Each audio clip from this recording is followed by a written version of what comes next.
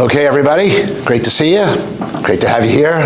My name's Tom Garr. I teach economics here, been here for like a lot of years doing that. I teach that Econ 1000 thing that every living, breathing student here has to take regardless of major. And hopefully, usually everybody's all miserable about it on the front end and everybody's in tears that it's over on the back end. But today, we're going to talk about the thing that I think is the single most important reason for even being here, or even doing this, and that's to get the right job, or not just a job, but the right career, and get started the right way. And what we're going to do today is we're going to introduce a few things that you may not have thought about, because there's a whole lot more to this than just, I think I'll fill out an application and apply for a job. All of you at Kennesaw State have had, well, just about everybody either has or has had a part-time job doing something. Everybody knows what a paycheck looks like, okay? But the reason you're here, if you think about this, the reason why you're here and spending 4 years here is so that when you get out of here, your life will be better than it would have been had you not done this. Otherwise, what's the point? I mean, why would you do this? There's money involved, there's time involved, okay? So the objective is to figure out how we can do this. Now, one of the things I talk about in my classes, you've heard this all the time, is everything you do today is amplified in the future, okay? That could be, what job you take, that could be buying a car, could be buying a house, or it could be plain versus peanut M&Ms. But every single thing you do today matters later. So you have to start thinking in 3 dimensions here. And the job part is an enormous part of it. And so if you ask yourself, why are you really here? I mean, you went to high school to get good grades to get into college, or maybe you weren't going to go to college. People go to high school and don't go to college. That's fine too. But to get into college, and you're here doing this for all this time to try to generate a positive outcome. And that's the deal. So here's the question right up front. Let me tell you this. You're going to like sit back and say, I hope it works. Gee, maybe it'll be okay. Or you're going to get nasty. You're going to take charge. You're going to go after it. You're going to make it happen. Okay, and that's what we're going to talk about today. I'll give you a metaphor. Okay, now this all happened before any of you were born. Okay, but in 1990, this bad news guy named Saddam Hussein, the president of Iraq, decided he was going to invade Kuwait. Okay, he was a bad news guy, right? Big army, really nasty, and he invades. And we had, all these countries had treaties with Kuwait, and the idea is that we're going to kick this guy out and defend them. We didn't send over a couple of hundred troops. For 6 months, Operation Desert Shield, we put 500,000 troops in the Saudi desert. You want to know why they did that? Because we were absolutely, positively going to win. Whatever it took, we were going to win.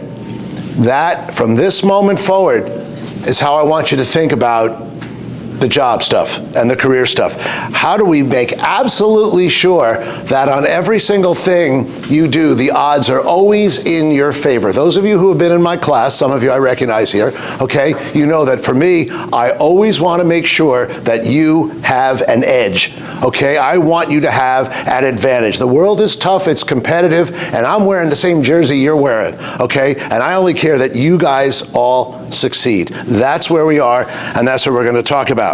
So that's the thing we're going to do, and we're not going to sit back and just wait to the last minute to apply for a job. We're going to talk about how we're going to get you positioned so that every single thing that comes at you, you are ready, you are taking advantage of it, and you're going to score. That's it. Okay, now the great advantage of being at a great big school like Kennesaw is it's huge. Big Division I school. There's a million resources here, okay? There's all kinds of things you can take advantage of, and I want you to take advantage of. We want you to take advantage of, and because we wanted you to execute. But the key thing that everybody says, now those, for some of you are not in the Coles School. I happen to teach economics, so I'm in the Coles School. But our dean, Robin Cheremy, she always makes the point, she wants everybody to be career ready. Remember that phrase. We're going to come back to that. I want you to start thinking that all the time. How do you get to be career ready? Now let me just give you 5 seconds on this. Those of you who are in my class have heard this before. Okay, what's my deal is I'm a Wall Street guy. I was a Wall Street guy for 40 years, okay? Just turned 70. Okay, I'm a Wall Street guy. And I've had great success in my life, but I didn't get anything growing up. I didn't get a scrap. I didn't get a dime for college. Okay, I ended up getting a master's degree only because I worked for a company that had tuition reimbursement. I didn't have any money. I couldn't afford anything like that. Okay, but I took risks, I went after it, and I succeeded, and that means the reason that I'm here, the only reason that I'm here at Kennesaw for the last 8 years is to give back to all of you, to show you that you can do it too, and big time.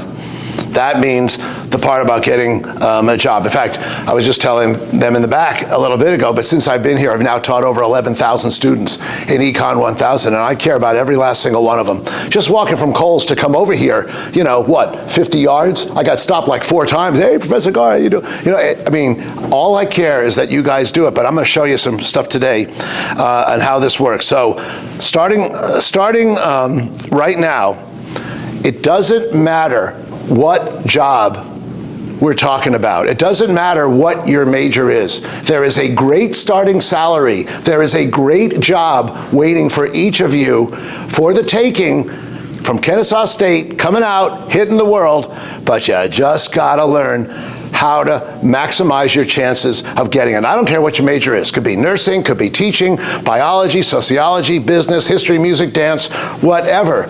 There's a great opportunity. But the thing is, whatever you choose to do, and it doesn't make any difference what it is, you gotta be self-sufficient. You gotta be able to pay rent. You're all gonna wanna have a car. You might wanna get married, or you might wanna do the single most expensive thing you could ever do in your life, and that's have a kid. And I got 3 of them, trust me, it never stops. It's the biggest ticket you'll ever write. So, that's what we're gonna talk about. So first of all,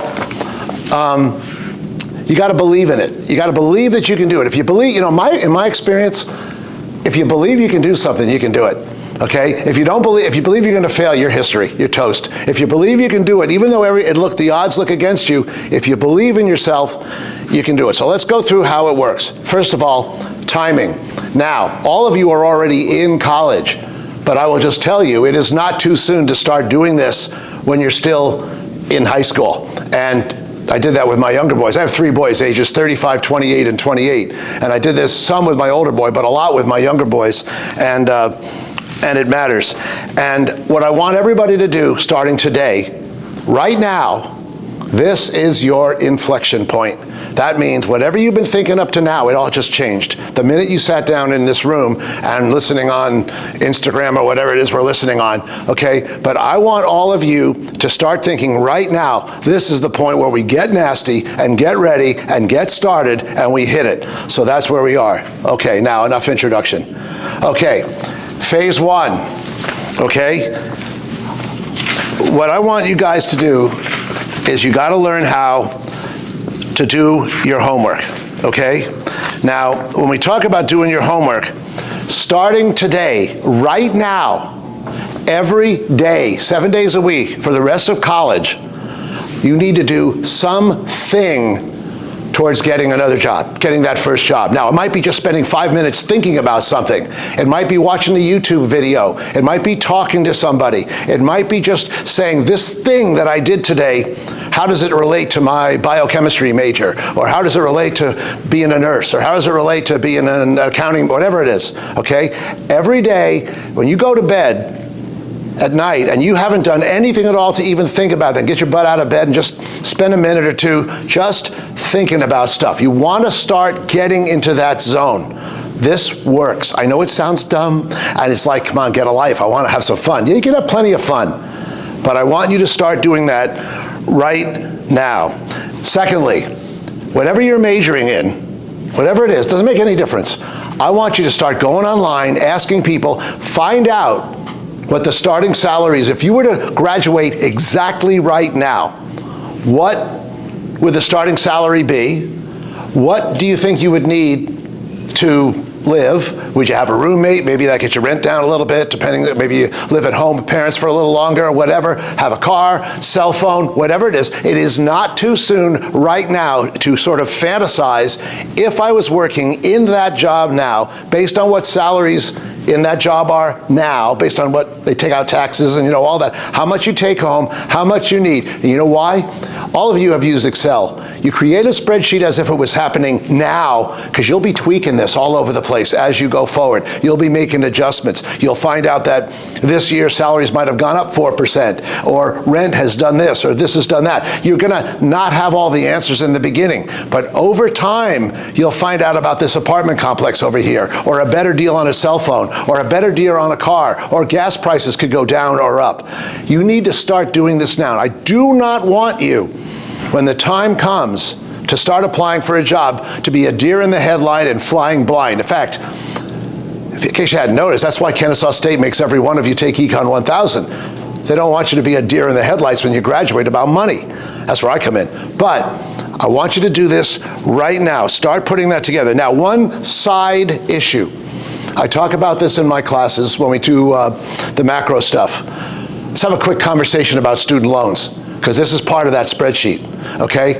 Now, student loans are a tool. They are not a crutch, okay? All debt is a tool and not a crutch. Anybody here ever been to Pittsburgh, Pennsylvania?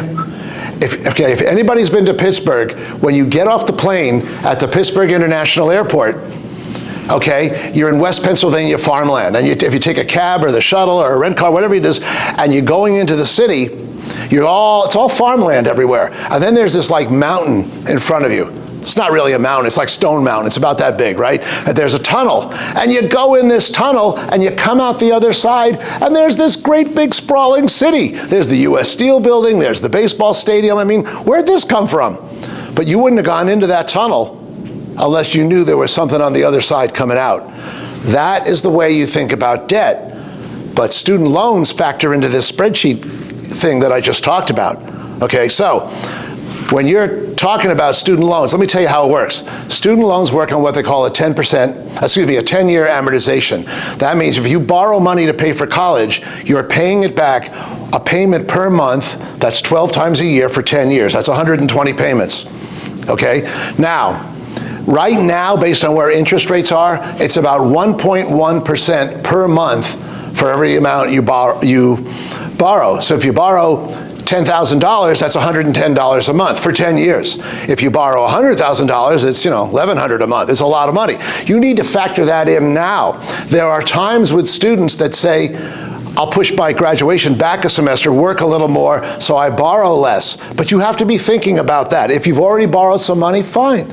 If I borrowed money to go to school, I didn't have any money. I had no choice. I worked every job in the book and I borrowed money, but I paid it all back. For any of you who are thinking, oh, there'll be student loan forgiveness, forget it, okay? You put your name on a piece of paper, you say, I'm gonna borrow the money, you give your word, you pay it back. But you need to be working that into the model. If you need to do that to get through school, it's okay. Just make sure you know what you're going to owe and fit it into that model and be planning. You may borrow a little, you may borrow a little more. Just make sure that you know that. Okay, now, back to the job stuff. All of you should talk to senior people in your department, people like professors and others, and find out what kind of jobs people in your major that have graduated from this university have actually gotten. What exactly are they doing out there? Is it working? Maybe you might be able to network to a couple of those people. How's it going? Can you tell me what the job is like? Do you like it? Are there opportunities? Was it hard to find a job? Do you get raises? Okay? Do you learn a lot? Is it fun? Okay? Do you like doing it? It is nothing wrong with doing that now. And you also find out what the demand is. If you have a particular major, but there are very few jobs in that major, well, you may want to rethink some things. You maybe want to minor in something. You may want to strategize a little bit. Okay, this is about being smart, and you need to do that. And every department, some professors are going to be better at it than others, and they're all good. Remember, everybody here that teaches here is here for a reason, to teach people so their lives can be better. Different people have different levels of experience. There's a few, like me, that had a big career. I'm retired, now I do this. Others have worked very hard, gotten PhDs, and it's a real great service to society. It's a very noble profession. And everybody has different ideas, they know people, but go to them in your major, and because they'll have students they've had 5 years ago or whatever, and say, well, what are they doing now? And see what their career paths are like, and try to start there and figure out if there's something that you can use to move along. Now, this one is big. In addition to talking to your professors, which can be an enormous value, and they're all great, every single person that can hear my voice, make an appointment with the Career Center. And I mean, if you're a first semester freshman, do it. You need to establish a relationship.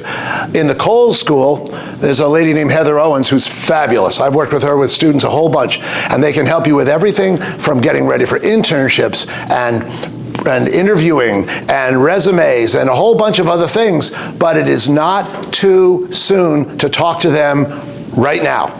Okay, and I can give you a link and how to do it. There's a different person assigned to each college. They're all brilliant. Okay, we have one of the really good career centers here at Kennesaw State, and every one of you needs to, I can give you the link and how to do it, and you need to get an appointment with them, go see them, and start thinking about this, and because I want you to all have this resource now. And like I said, I don't care if you're a first semester freshman or you're graduating in a month. I want you all to have that. Now, there's another thing, and you have to do this. This is really big. You have to do this through the Career Center. There's a thing, for some of you who have been in my class, we have this thing called the U-Science Assessment.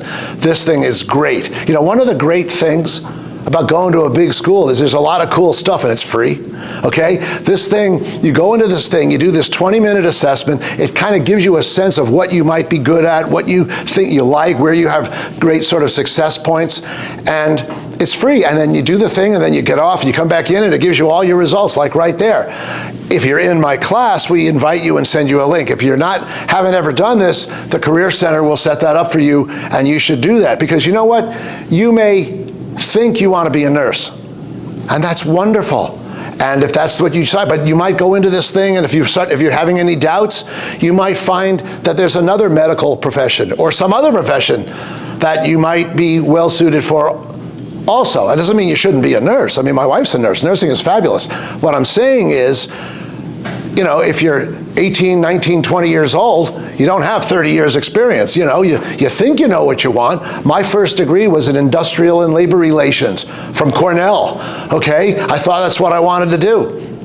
I did it for a while, didn't like it. Went back to school, got an MBA in finance. I was hooked when I got to that one, and then I went straight to Wall Street, and that was in 1982. So the point is, sometimes things change. It's not because there's anything wrong with you. I mean, and the thing that you think you want to do, that might be just perfect. You might have nailed it. But why would you not get the best information you can? Another thing that I talk about in my classes all the time, you cannot make a good decision without good information, okay? And information is everything. Knowledge is power. And if somebody's offering you the opportunity to have the best possible information at this school for free, you go after it. If any of you were my son or daughter, this would not be a democracy. Okay, this would not be, you know, this would be mandatory. I am telling you right now, this is a great tool, and I know about this. I've been doing this in my classes for now 3 semesters, and I've had students where they've willingly done this. I wouldn't push anybody to do this, but we've done screen shares on Zoom or on Teams, and they've showed me what it looks like. I've looked at this thing. It's great.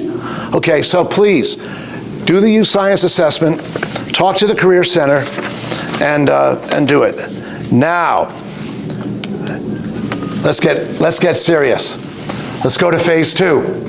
Here's something that some of you may be familiar with, but some of you may not be. Handshake.com. This is the best kept secret you are ever going to find. Now, some of you, maybe many of you, may believe that the way to network and get a job is through LinkedIn. That's fine if you've been out of school 2, 3, 4 years. For college students, you might get lucky, and it might be okay to network to someone who graduated a couple years ago, and you might get lucky. But companies that would hire you do not use LinkedIn for college students. The holy grail is handshake.com. It is fabulous. You can put all the information up there that you can put on LinkedIn and a lot more, but here's the thing. Here's what you don't know, okay? On Handshake, every school now, pretty much every school in the country, is linked in, their platform is directly hooked in to Handshake. You can't put your GPA or your major on your Handshake page. That comes directly from the school. So you can't say, yeah, I got a 4.0 in, civil engineering, and meanwhile you can't add 3 and 3. I mean, you can't do that. And that's called chain of custody. And the companies know that, and that's why they use Handshake, because they know that that student really is what they say they are. But this thing has got all kinds of features on it that you want to have. The chain of custody is one of them, and I got to tell you, I am also an advisor to something called the Student Managed Investment Fund, which is all finance majors, and we're actually managing money, which is like my career. You have no idea the traction that I have gotten with students by redoing their Handshake pages. Most students have a Handshake page and they're worthless, they're terrible. I had a student come to me on Friday, a finance major, and I'd never met her before, and she's graduating this May. And our department chair asked me to talk to her. We completely redid her Handshake page on Friday. She had an interview this morning, okay? Tuesday, that's Friday to Tuesday. She's got inquiries going out. So the first of 2 things I'll tell you about Handshake is this. You guys know what search engine optimization is? Okay, where you have keywords embedded in websites and people can do searches and find you because it's on the page and embedded in the site. Handshake is loaded with that. You can put all this stuff in there in the way you describe it, and it can find you. If you're a biochemistry major and you're particularly interested in blood disorders or something, and the way you describe it, somebody who might be looking for that person can find you that way. It is huge. Secondly, once you establish the Handshake page, there's a job search function that changes by the hour. So you got to keep going back. And I did this with my younger boys. One of my boys got a phenomenal internship with Equifax years ago with this. I'm going to tell you that you can go in there and apply to jobs, and then it will automatically just send everything on your Handshake page to that potential employer. So you have it going 2 ways. They can find you much better in a platform that they're all using, and you can use it to go proactive going the other way. It is a flaming home run, and I will tell you, I have helped dozens and dozens of students with this, and ain't nobody has a good Handshake page. And when I get done with I had a student come to me, also, and it happened to be a finance major, but it doesn't have to be, could have been anything. She was in my class like 3 years ago, and she was in tears. And this is a great student, great grades, everything. No internship traction, nothing. Just, what do? I don't know what to do. Professor Garr, I don't know what to do. I looked at her Handshake page, it was awful. We completely redid it. She was getting 2 or 3 inquiries an hour. I mean, it was unbelievable. I got a dozen stories like that.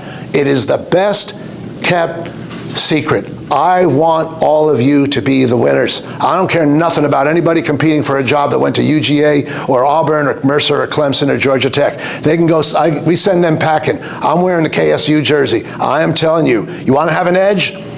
Handshake. Everybody should check it out. And by the way, the Career Center can help you with this also. Okay, secondly, resume. Even if you haven't done that much in your life, you're younger, Career Center. They can show you the right format. They are so good. I've seen it. I know Heather. I've met a couple of the other people. I have seen what she does. Trust me. These people know what they're doing, and their entire careers are based on one thing: you guys getting the job. That's it. Okay? Don't look a gift horse in the mouth. They will help you. Secondly, a cover letter. You want to have a cover letter, and they will show you how to do that. Early on, that can be similar to what some of the parts of Handshake are, okay? But there are ways of doing this. I want you all to have that. Now, if you are farther along in college, sophomore, junior, you're in sort of internship mode, maybe looking at full-time stuff and starting to apply, let me tell you a trick about applying to big companies. In Atlanta, Georgia, we've got Coca-Cola, Genuine Parts, UPS, Home Depot, and Delta, and a bunch of other companies that are smaller with offices here.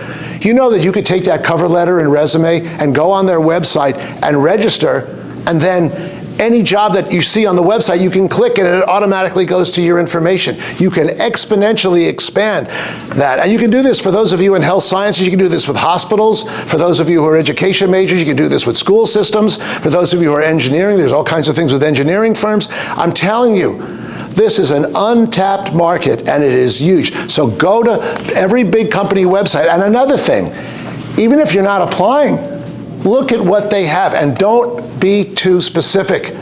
If you want to be in Atlanta, okay, click that. But everything else, just leave it very open, okay? You want to get the call. Let me tell you something else about this, and this goes for applying on Handshake.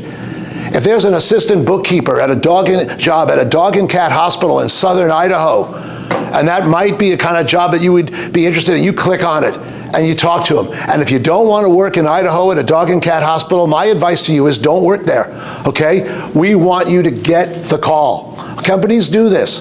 They will solicit resumes from a gajillion students. Fine, we could play that game. So we're going to go after and put ourselves out in front of a gajillion companies, and then we'll see where it fits. Okay, there is a great job. There is a great starting salary waiting for every single one of you. And this is how you do it. Now, interviewing.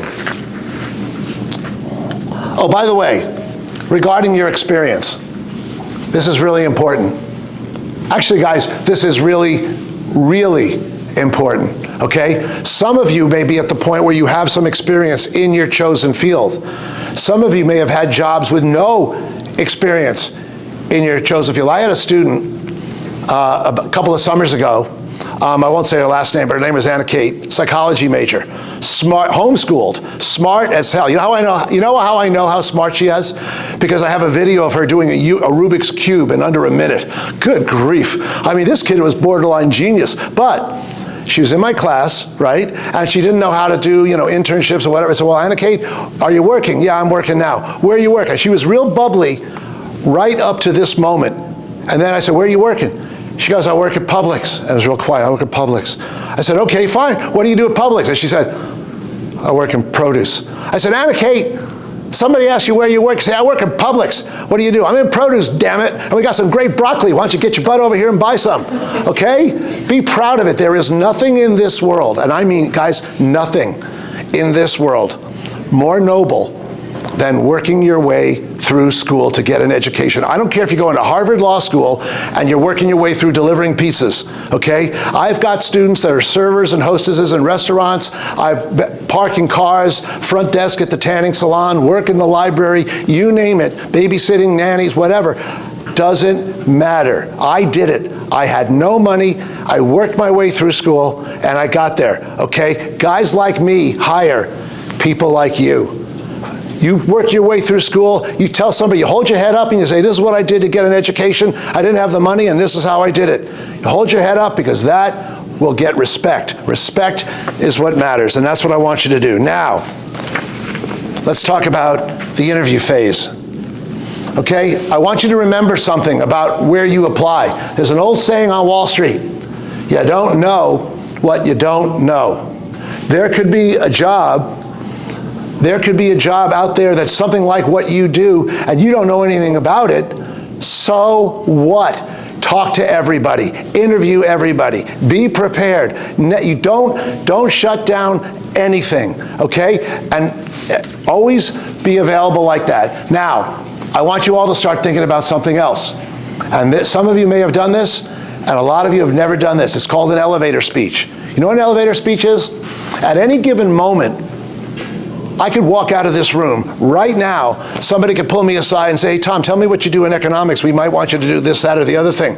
And I'd have to be able to, at any given moment, be able to rattle off 2-3 minutes of exactly who I am, what I do, and why I'm that right person for them. If I was I'm not looking to do anything else, but if I was. That's called an elevator speech. Somebody gets you in an elevator and you got to be able to be quick on the trigger. You got to conceptualize all the reasons why somebody should hire you, put it into 2 or 3 or 4, 1 or 2 minutes, and practice it over and over again, because the phone could ring. I was a Wall Street institutional salesman for 15 years, and at any moment the phone could ring and some client could be screaming about some stock that was blowing up, okay? You got to be ready all the time. From this moment forward, I should be able to, I'll give you a week to put it together, I should be able to go to any one of you and say, why do you want to do this? Why should I hire you? And you want to be able to have it right on the tip of your tongue. And you research it, you practice it, you tweak it, you add stuff. It's called an elevator speech. It is not too soon for you to do this, okay? You don't know what you don't know. Now remember something else. You got to start thinking that a potential employer should hire you. You do have something to offer. But here's a little trick about interviews, and I've interviewed many, many people over my career. I've hired and I've fired, I've done it all. Okay, I've run companies, I know all this stuff. Let me tell you something. Remember, first rule of sales, but it applies to interviewing. If a person agrees to see you, if a person agrees to talk to you, they have a need. Everybody is too busy to talk to you unless there's something in their interest to talk to you, okay? So even if they say, well, we don't have anything now, or we don't doing this, don't take that, because they wouldn't be talking to you at all if they didn't have something in the back of their mind, and they are hoping, they want you to be what they want. They want you to be the thing they're looking for. That's what you have to remember. You have a lot to offer, but it's round peg in the round hole here, okay? They want you to be a certain thing, and if they agree to talk to you, they smell something with you that might just be a great fit. So talk to everybody. You teach yourself to think like the person on the other side of the table. Why the heck should they hire me? All right, elevator speech, let's figure that out. Know what you're saying going in, and I gotta tell you, the Career Center is fantastic at this. They will help you. They are really, really good. I mean, I can do it too, and I will do it if somebody asks me for help. But the Career Center in the business of this, they do it year in, year out, all the time. And they are really, really good at this, okay? Take advantage of that. Now, let's talk about the job acceptance phase. Okay, timing is critical. Now what that means is, suppose you're later on in your college career, or maybe you're later on in your junior year looking for an internship or sophomore, whatever it is. You want, if you're gonna interview a lot of places, in the back of your mind, you really would want, if you had more than one offer, you want them all to hit at the same time, so that you can, not have something good show up after you've already accepted something else, because you can't turn something down once you've given your word and you've accepted it. It's not fair to the people you're working for, and it's not good business. So you want to have things hit at the same time. So you want to sort of figure out how you're doing your interviewing. In the beginning with Handshake, that's why you want to flood the zone with as much stuff as you can. I don't care if you apply to 150 things on Handshake. Okay, at least you get the process started, because remember, a lot of this is working in the background that you don't even know about it. You don't know who's referring you to who at any given moment in time. So the key is timing. Now, I'm going to tell you something about jobs. Okay, and some of you are going to think this is a little crazy, but getting a job's like getting married. I've been married 40 years. Let me tell you something. You go into every job. I'm talking about careers now after school. I'm not talking about the part-time job now to get through school. The thing you take in your field, you go into every job as if that's the job you're going to be in until you retire. You never say, I'll do this for a couple years, then I'll do that. Real winners don't do that. Winners don't play that game. What winners do is they think it through, they do their homework. Now, you may not stay at that job. It may not be what you thought. Something else may come along that's really, really good that you decide to do. You may make a career change. You may have a family change. I mean, things happen. But you go in every time as if this is it, for better or for worse, till death do us part. That's the way you do that, go in it. That's what winners do. Now, regarding money. Money's important, but it's not always the only thing. For example, All three of my boys work for big accounting firms, okay? And the big accounting firms tend to pay less to people in the first 2 years, because even though you shouldn't do this, a lot of people change jobs in those first 2 years. So they don't spend a lot of money early on, but your pay can accelerate after the first couple of years. So the money isn't always the first thing. It's really more a question of where could this lead to? How could it be? Do they understand inflation? Can your raises be better than inflation? Is there upside? Sometimes you got to talk to people who already work there. Sometimes you talk to Kennesaw grads who have done similar jobs. The money's important, but it's only it's kind of one-dimensional. It's right now, but you want to think about what it's going to be in the future. And finally, when you're talking to employers, always tell the truth. You don't have to tell somebody who else you're interviewing with, but if you have another offer or you're interviewing someone else, tell the truth. Okay, you want to know why? It's an old Wall Street thing here. The person you're talking to could quit their job and then come work at the place where you're working. They could become your boss. You could become their boss. They could be a customer of yours. You could be a customer of theirs. Things become very incestuous. You never know who you're going to see again. Never burn a bridge. Always tell the truth. And you can look yourself in the mirror and you know that you always know that you're doing it right. So, that's my speech. That's what I think. And if anybody has any questions, lock and load, here I am. Let me tell you something, guys. Two things in this world matter: hard work and winning, okay? And that's what I want you to remember. And I want you to remember something else. I don't care who you are, and I don't care where you come from. It doesn't matter how you start. It only matters how you finish. I come from a pretty bad background in a pretty bad place, okay? I worked hard, I took some big risks, and it worked out, and now I'm here sharing with you so that all of you can do it too. Whatever has happened in your life, some of you have had a tougher road than others, and I'm sorry about that, but it don't make no difference. It doesn't matter how you start, it only matters how you finish. Basketball only matters at the end of the game, not the beginning of the game. The question is, what recommendations do I have if someone works abroad? You know where I get this question? When somebody says to me, should I study abroad before I go abroad too? It depends on the person. Now, for example, if you grew up in Peru, you're fluent Spanish, and you want to go back there because you have an edge and an advantage, working abroad is fine if you have an edge, something about you that would make you really good at it. I have a student of mine from a couple of years ago. She was on the tennis team, actually. She's fluent French and Spanish and English. She's working in sales in a job selling electronic components or something, but she's dealing with clients in Spain, but also in South America, and she does the whole thing in Spanish. Well, she's got an advantage. I can't do that. So if you have an advantage where going abroad would make you more successful than someone you compete with, go for it, okay? But don't do it just because you think it's cool. In fact, don't study abroad just because you think it's cool. Remember something, what we're doing here, this isn't summer camp.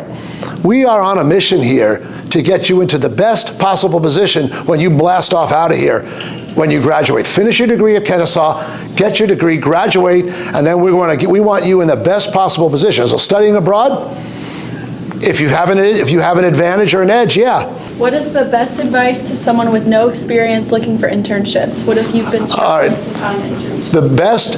The best advice for somebody with no experience that wants an internship. Now, some of that varies if it's sophomore year going into the summer or junior year going into the summer, because a lot of companies really want to focus on people junior year. It depends where you are in the cycle. If you're very, very early, like you're a freshman, you want to start looking for places where maybe you could volunteer or just be around certain things. Make sure your course study is geared towards what you might want that internship in. It depends on what your background is, and it depends on what your field is. But what I will tell you is it might seem insurmountable, but it isn't. Okay, I mean, my undergraduate degree was in industrial labor relations, that's employee relations, and somehow with my sparkling personality I ended up on Wall Street. I mean, anybody can do anything if you believe it and you want it and you work hard enough. Sometimes it depends what it is. I'd have to know a little more, but if you don't have any experience, you want to start talking to your professors and try to really do something in your field of study, and it might be just extra amount of study, it might be volunteering, it might be going to some seminars, it might be going and networking or talking to people who graduated before you. You just got to kind of get in the zone. Remember this, you don't know what you don't know. So you got to just kind of get into it and things just flow your way. Yes, ma'am. I was wondering if you can elaborate more about like how exactly you can make an impression in an interview, because I know that like How to make an impression in an interview? yes, because I know you mentioned about the elevator speech, and of course there's other interview methods such as the STAR method and just No, I'm going to tell you about that. That's a great that's a fabulous question. Yeah, don't wear your Wizard of Oz costume. This is, you know what? I'm going to give you an answer that you're going to be very surprised at. Okay, her question, very smart question, is about how to make a good impression in an interview. You want to know how to do it? If you were interviewing with me and you did anything other than just be yourself, I would spot it in 3 seconds. You are not going to BS me. Okay, I'm going to see right through it. Tell the truth, be yourself, believe in yourself, hold your head up. Now, if you want to, dressing nice is better than not dressing nice. I mean, I get all that. Tell the truth, be honest. And if somebody is giving you a bunch of stuff about this kind of interview method or that, the Career Center can give you some guidance. There are some things that people do. But in my experience, and having gone through this with my boys and advising many, many people, you hold your head up, you believe in yourself, and now the one thing that people do look for is, are you a hard worker? If you are, tell them. I mean, anybody that's been in my class knows, I mean, I'm not the best looking guy and I'm not the smartest guy, but ain't nobody works like I do, okay? I mean, look what I'm doing right now. Okay, I mean, nothing is more important. If that is your strength, then lean on that and show them that. Remember, they're interviewing you, they want you to be what they want. So show it to them. Show them what you got, but be confident. Now, don't be cocky. Oh, another thing, in my experience, never say anything negative about anybody else in an interview. Even if in your last job, the boss was an axe murderer, just say, well, it was a solid position, but it wasn't quite the right fit. You don't need to be negative about anybody, because then they think you're going to be negative at their place too. Don't be, bitching and moaning about everything. But tell the truth. That's the best thing you can do. Ronald Reagan used to say this really cool thing. He used to say that the facts are pesky things because they keep popping up, okay? I mean, that's true. Be yourself. Show them what you got. That's what I think. Thank you. That's what I tell my boys. Do minors have an impact on your resume? It might. I mean, being a major in marketing and a minor in accounting or something like that? Absolutely. Because if I was interviewing you, you know what it tells me? It tells me that you're serious, that you're really into this, you really want to be successful. Okay, my younger boys have management information systems majors with minors in accounting. It shows me that anything. Look, to your question, you want to show the employer that you're the real deal. Well, you can say you're the real deal, but if you step up and get that minor in that thing that you're doing, whatever it is, whatever your field is, that shows you're really serious. You're not some party animal. You're here. You're really somebody that wants to make a contribution. Because what you're saying in the job interview is that you're saying to the employer that you believe that you can make a positive contribution to their organization. Well, you got to walk the walk, not just talk the talk. At Kennesaw State, in fact, in the entire USG system, you cannot be an adjunct professor unless you have at least a master's degree. Now, there are a lot of people with experience who want to teach you, so, well, I've got the experience. You got to have that base level for accreditation purposes. You've got to have that. Now, a law degree counts, or a CPA, there's things that they define. But the question's a brilliant question. If you have a minor, well, let's say if there's 5 people interviewing for the job, all 5 have the same degree and one of them's got a minor in something else that might be helpful. I don't know, I'd sure take a look. I think I would. What would you do if you were the employer? What would you do? When you look at that person? I think I would. By the way, another thing that matters, I don't know if this applies to anybody in here, if you've got military experience, people hire military left and right. When I was interviewing for a job, somebody comes across with military experience, resume right to the top. I mean, that's just a personal thing with me, but most companies do that. How do you not sound desperate at the job fair? That's a great question. You know what the answer is? Do you believe they ought to hire you or not, damn it? Okay? You're desperate. You don't sound desperate. You let them know what you can do, okay? Because remember something, is there any difference in you 5 minutes before somebody calls you with a job and 5 minutes after? There's no difference in you. Show them what you got. Somebody doesn't want to hire you, say thank you very much, and move on. There's plenty of ways to do this. Handshake is really great, okay? You're going to have people that are going to say that. You're going to have people that are going to have attitude, okay? How do you not sound desperate? You show them where you live. You show them how good you are, okay? You deserve to be hired. Every one of you has value, great value. You remember that, okay? They don't want to hire you? Fine, have a nice life, okay? That's it. You show them where you live, you go for it, you don't be afraid. If you believe you're going to fail, you're toast. If you believe you're going to win, you win. I got to tell you something. My wife suggested to me 8 years ago, hey, why don't you teach? Yeah, great. Okay, I never did that before. So I sent out resumes. Everybody wants to hire me, right? I come to Kennesaw State. They say, oh my God, yeah, we'd love to have you. What do you want to teach? I said, I don't know. Finance, accounting, what do you got? We don't have any openings there. Can you teach economics? I said, well, yeah. Turns out it worked out okay. Okay? So you just got to believe in yourself. Just believe you can do it. If you feel desperate, you know, then you're going to be desperate. If you believe you can do it, do it. Yes, ma'am. The question is, do you put all these little everyday thoughts and things on your resume? Depends how relevant it is. Like, for example, if you're in a job and in that job there's 5 or 6 things you do in that job, that might be really relevant resume stuff. Would someone hire you? Would that be, ask yourself, each of those things, would any of those things be attractive to somebody hiring you? If you think so, yeah. A lot of times the way to do a resume is you flood the zone, make it like 5 pages long, and then you trim it down to 1 page. Sometimes you got to put it all out there. You know, one of the tricks that I tell people with resumes is for personal use only, not for your resume, not for anybody else. Take a piece of paper and write down 10 things in the most obnoxious, disgusting way you can about how you're great at everything and everybody else can't do nothing, okay? And then we'll clean it up, because you'll find things that you really are good at that you didn't realize. Because all of you are used to being nice people, to being modest, group hug, kumbaya, okay? Get a little nasty privately, not for anybody else. Just write down all the reasons why you're the greatest thing since sliced bread, and then we clean it up and bring it down. This works, guys. I've advised people at the CEO level to do stuff like this, okay? I'm telling you. But it just depends. Depends what it is and how valuable you think it might be to an employer.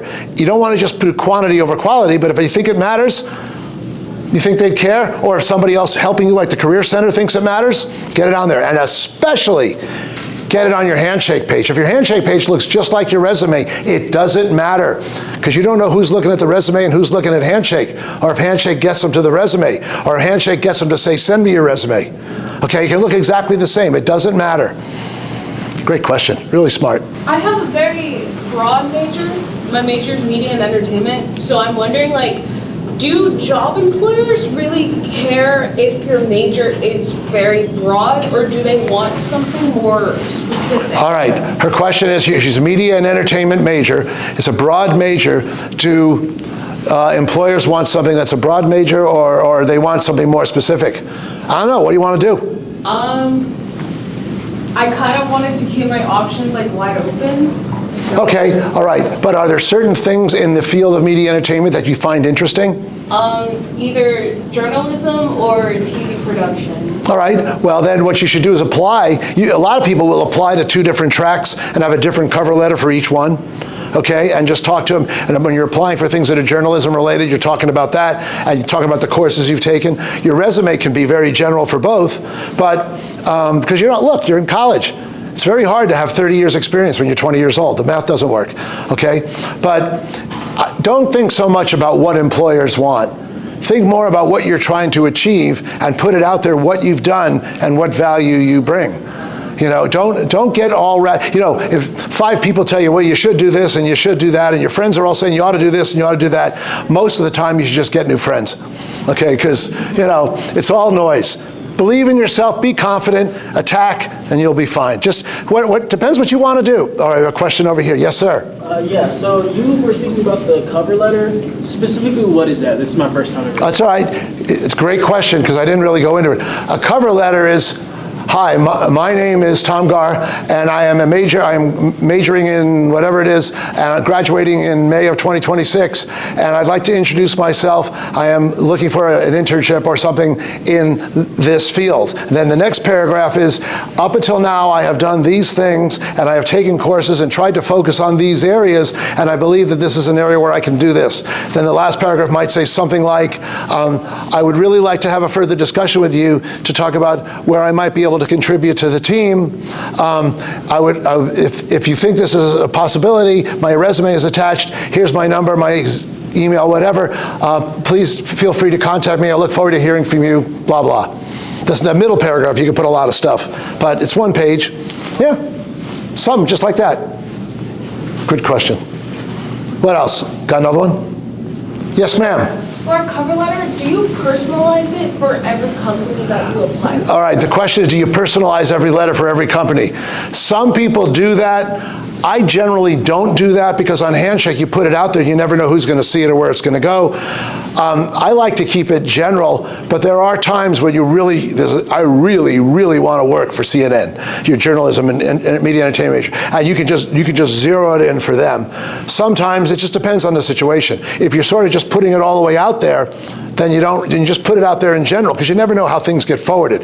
But if you've gotten far along, or you really believe that this is the place, sometimes you go to the other places first and interview, and then you get to the one you really want. Sometimes it just depends on the situation. It can go either way. Anybody else? All right, come on. Oh, we got another one. Yes, ma'am. Could you repeat what you were saying? You gotta speak up a little. Could you repeat what you were saying about where, like, you go to a company's website and you register and then you... Yes, the question is about going to a company's website. If you go to the website for Home Depot, the corporate website, there will be something that says careers. And then it'll say you're basically registering with them. You're putting your resume and cover letter in there, and then you go search jobs. You can do all kinds of screens, and you click on it, and the stuff you put in there will go straight to the hiring person, the HR person, that's in charge of that job. It's phenomenally efficient. It's the way all big companies do it this way. And there's 5 big ones right here in town. Go to all of them. Get your resume, cover letter in there. Get with career services first before you do that. And if you want to change it, you can always take it out and put a new one in. And then you just look for jobs that might appeal. Click on them. Click on everything. Send it, and people will look at you and they'll see you. It's kind of like a localized by company version of Handshake. And some companies will tell you to go apply on Handshake. Also, good question. Anybody else? All right, guys, thanks for having me. Make me proud of you. You can all do it.